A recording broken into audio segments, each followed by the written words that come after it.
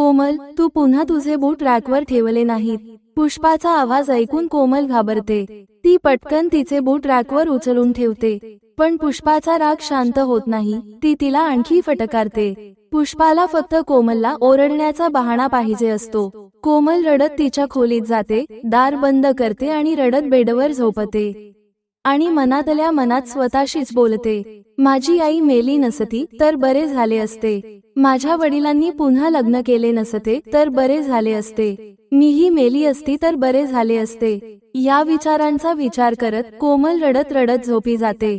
2 तासांनंतर तिला खूप भूक लागली म्हणून जाग येते. कोमलची आई राधिका तिला आग्रहाने आणि प्रेमाने खाऊ घालायची, पण पुष्पाला त्याची पर्वा नव्हती. कोमल पटकन स्वयंपाकघरात गेली. फ्रीजमध्ये अन्न नव्हते, 2 केळी होती. तिने ते खाल्ले, पाणी प्यायले आणि तिच्या खोलीत परतली. तिने आपला ट्युशनचा गृहपाठ संपवला. तिच्या शिकवणीची वेळ झाली तेव्हा ती पुष्पाच्या खोलीत गेली. पुष्पा टीव्ही पाहत होती. आई, मी ट्युशनला जात आहे, दार बंद करशील? कोमल घाबरत घाबरत म्हणाली. हो, का नाही? मी तुझी नोकरच आहे ना. मला समजत नाही, तुझ्या शिक्षणावर एवढे पैसे का खर्च करत आहोत आम्ही. मोठी कलेक्टर बनणार आहे तू शिकून. चल निघ इथून, मी करेल दार बंद. कोमल शांतपणे निघून गेली. तिला माहित होते की परत येऊन दाराची बेल वाजवणे तिला किती महागात पडणार आहे ते. संध्याकाळी तिचे वडील राकेश घरी आले आणि विचारले, तू कुठे आहेस माझी लाडोबा? मी तुझ्यासाठी काय आणले आहे ते बघ. असे म्हणत राकेशने कोमलला एक मोठी बाहुली दिली. ते पाहून कोमलचा चेहरा हास्याने उजळला. तिचा आनंद बाहुलीमुळे नव्हता, तर तिचे वडील अजूनही तिच्यावर खूप प्रेम करत होते, जरी ते पुष्पाला घाबरत होते.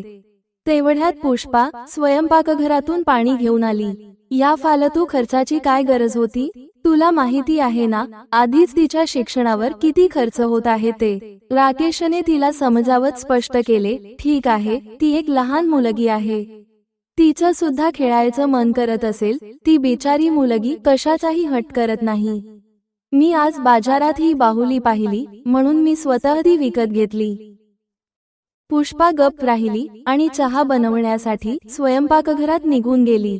पुष्पाच्या पतीच्या मृत्यूनंतर पुष्पाने राकेशशी दुसरे लग्न केले होते. तिला वाटत होते की ती आनंदाने जगेल.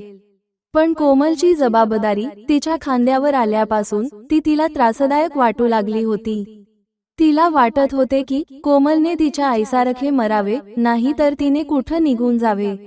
राकेशमुळेच तिला गप्प राहावे लागत होते. शाळेच्या सुट्टीच्या दिवशी राकेश ऑफिसला जाताच ती सर्व कामे कोमलवर सोडून झोपी जायची.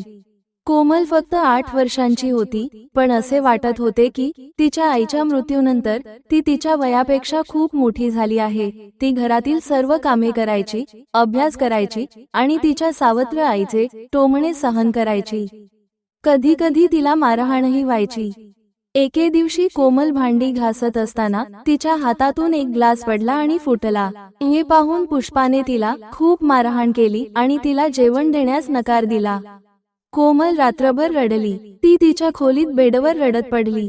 तेवढ्यात तिचे वडील राकेश खोलीत आले. पुष्पाने त्याला आधीच सांगितले होते की कोमल जेवणानंतर झोपी गेली आहे. जेव्हा तो काही कामासाठी कोमलच्या खोलीत गेला तेव्हा त्याने तिला रडताना पाहिले. राकेशने तिला विचारले, बाळा काय झाले? आज जेवण चांगले नव्हते का? तू का रडत आहेस? हे ऐकून कोमल जोरात रडू लागली. ती म्हणाली, बाबा मला मरून जावेसे वाटते. कोमलचे ते शब्द ऐकून राकेशला धक्का बसला. त्यांनी तिला विचारले असता कोमलने घाबरत घाबरत त्याला सर्व काही सांगितले.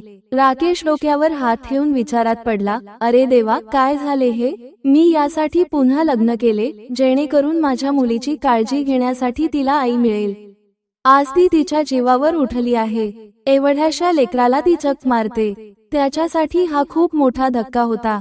राकेश कोमलला म्हणाला, बाळा तू काळजी करू नकोस, मी सगळं ठीक करेन. ये तू आधी जेवून घे. कोमल जेवली आणि झोपी गेली. पण राकेशला आता कुठं झोप येणार होती? तो खूप काळजीत होता. त्याला आता कोमलच्या भविष्याची काळजी वाटू लागली आणि पुष्पा तिला मारून तर नाही टाकणार अशी भीतीही त्याला वाटू लागली. 2 दिवस सर्व काही नेहमीप्रमाणे चालले. तिसऱ्या दिवशी राकेशने पुष्पाला सांगितले, मला ऑफिसच्या कामासाठी बाहेर जावे लागेल. तू कोमलकडे आणि घराकडे लक्ष देशील. कोमलला माहित होते की हे 2 दिवस तिच्यासाठी खूप कठीण जाणार आहे. एकांतात राकेश कोमलला म्हणाला, बाळा, फक्त हिम्मत ठेव आणि हे 2 दिवस काढ. मी तुझी व्यवस्था करण्यासाठी जात आहे. मी तुला यातून बाहेर काढेन आणि तुला चांगले भविष्य देईन. फक्त 2 दिवस सहन कर. असे म्हणून राकेश निघून गेला. कोमल शांतपणे घरकाम करत राहिली. 2 दिवसांनी राकेश परतला. राकेशला माहित होते की पुष्पाच्या आईवडिलांच्या घरी लग्न आहे आणि ती नक्कीच जाईल. तो फक्त त्या दिवसाची वाट पाहत होता. पुष्पा निघताच राकेशने त्याचे आणि कोमलचे सामान पटकन पॅक केले आणि कोमलला घेऊन निघून गेला. राकेश कोमलला रेल्वे स्टेशन घेऊन गेला. तिथे त्यांनी मुंबईची 2 तिकिटे काढली आणि कोमलला घेऊन ट्रेनमध्ये चढला. कोमलला काहीच कळत नव्हते. तिने विचारले, बाबा, आपण कुठे जात आहोत? हे ऐकून राकेश म्हणाला, बेटा, आपण खूप दूर जात आहोत. मी सर्व काही मागे सोडून केलेल्या चुकीचं प्रायश्चित्त करत आहे. मला तुझ्यासाठी आई आणायची होती, पण ती तुझी शत्रू बनेल हे मला माहित नव्हतं. हे ऐकून कोमलला खूप आनंद झाला. पण पुढच्याच क्षणी तिने विचारले, बाबा, आईचे काय होईल? ती एकटी कशी राहील? मुलीचे बोलणे ऐकून राकेशच्या डोळ्यात अश्रू आले. तो म्हणाला, बेटा, तू अशा व्यक्तीबद्दल विचार करत आहेस ज्याने तुला कधीही मुलगी मानले नाही. तिची काळजी करू नकोस. मी तिच्या बँक खात्यात काही पैसे जमा केले आहेत. दोघे मुंबईत येतात आणि ते एक घर भाड्याने घेतात आणि तिथेच राहू लागतात. काही धावपळ केल्यानंतर राकेशला नोकरीही मिळते. राकेशची घरमालकीण खूप दयाळू होती. राकेश ऑफिसला गेल्यानंतर ती कोमलची खूप काळजी घ्यायची. इकडे पुष्पाला घरी परतल्यावर तिला दार बंद दिसले. ती स्वतःच पुटपुटली, मला माहिती होतं बाबा निघून गेल्यावर ही महाराणी खेळायला बाहेर जाणार. बरं झालं, माझ्याकडे दुसरी चावी आहे. आज तिला घरी येऊ दे. मी तिला असा धडा शिकवीन की ती पुन्हा कधीही घराबाहेर पडणार नाही. पुष्पा तिच्या बेडरूम मध्ये गेली आणि झोपी गेली. दुपार नंतर संध्याकाळ नंतर रात्रही होते तरी राकेश किंवा कोमल दोघेही आले नाहीत. ती काळजी करू लागली. ती घरात इकडून तिकडे फिरत असताना तिला समोर टेबलावर काही वस्तू पडलेल्या दिसल्या. त्या वस्तूंसोबत एक पत्रही होते. पुष्पा ते पत्र वाचून खूप रडली. समोर टेबलवर बँक पासबुक आणि राकेशचा मोबाईल फोन तिच्या समोर पडला होता. आता ती त्याच्याशी संपर्कही करू शकत नव्हती. आपल्या मुलीच्या सुखासाठी राकेशने सर्वच सोडून एक नवीन आयुष्याची सुरुवात करायला तो आता निघाला होता. मित्रांनो, आई फक्त जन्म देणारीच नसते.